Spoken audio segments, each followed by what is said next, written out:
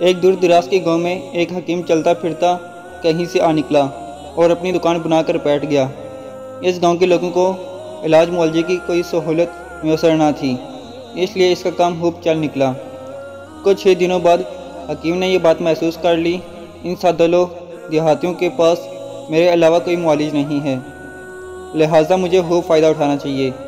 اب جیسے ہی کوئی گاہک اس کے پاس آتا، حکیم اس سے خوب پیسے بٹورتا اور دعا کے نام پر اس کو میٹھی گولیاں کوٹ کر دے دیتا۔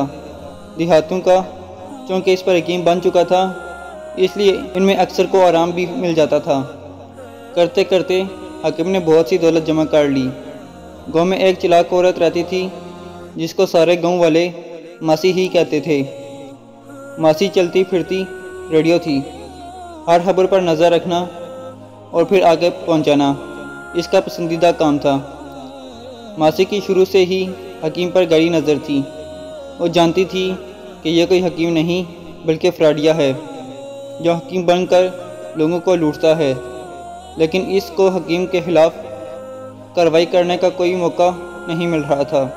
ایک دن شدید سخت دھوپ میں دوپہر کے وقت جب گاؤں کے سارے لوگ گھروں میں بیٹھے اونگ رہے تھے تو ماسی اپنے گھر سے نکلی اور دھوپ سے بچتی بچاتی حکیم کے پاس پہنچ گئی۔ حکیم نے ماسی کو کچے مٹکے کا ٹھنڈا پانی پلایا اور آنے کا مقصد دریافت کیا۔ ماسی نے چور نظروں سے دائیں بائیں دیکھا اور حکیم کے کان کے پاس منہ لے جا کر بولی کہ مجھے مردانہ کمزوری ہو گئی ہے، کوئی اچھی سی دعا دے دو۔ حکیم کو ہنسی تو بہت آئی مگر وہ چپ ہو گیا۔ پہلے تو اس نے سوچا کہ ماسی کو بتا دے کہ یہ بیماری عورتوں کی نہیں مردوں کی ہے، لیکن پھر اس پر حسب معمول لالچ آ گیا۔ اس نے ماسی سے کہا کہ آپ فکر نہ کریں، دعا ہے تو مہنگی لیکن آپ کو ایک ہفتے میں فرق پڑ جائے گا۔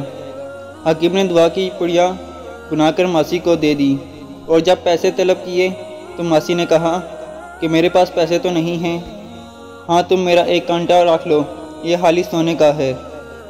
حکیم کے تو مزے لگ گئے، اس کو سوچ سے 100 گنا زیادہ مل گیا تھا۔ جیسے ہی ماسی دعا لے کر دکان سے باہر نکلی، حکیم اس کی بے وقوفی پر بہت دیر ہنستا رہا، جو مردانہ بیماری بتا کر مفت کی دعا سونے کے ایک کانٹے کے بدل لے گئی تھی، مگر ماسی تو اپنے نام ایک تھی۔ اس نے شام ہوتے ہی شور مچا دیا کہ حکیم نے میرے گھر میں گھس کر میری عزت سے کھیلنے کی کوشش کی ہے اور سارا سونا اور پیسے لے کر فرار ہو گیا ہے۔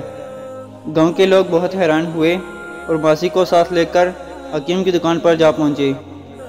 لوگوں نے حکیم کے سامنے ماسی کے لگائے الزامات دہرائے تو حکیم بیچارہ پریشان ہو گیا اور کہنے لگا کہ نہ تو میں اس کے گھر گھسا ہوں اور نہ ہی اس کی عزت اور دولت پر ڈاکہ ڈالا ہے، لیکن چلاک ماسی ضد کر رہی تھی کہ حکیم نے ایسا ہی کیا ہے، اس کی دکان کی تلاشی لی جائے۔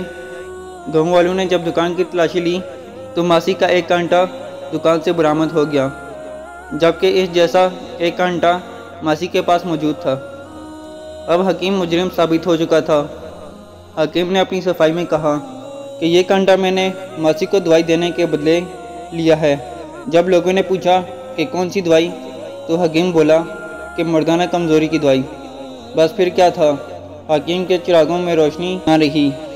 چلاک ماسی نے نہ صرف حکیم کی ساری دولت ہتھیا لی بلکہ اس کو گاؤں والوں سے جوتے بھی پڑوائے۔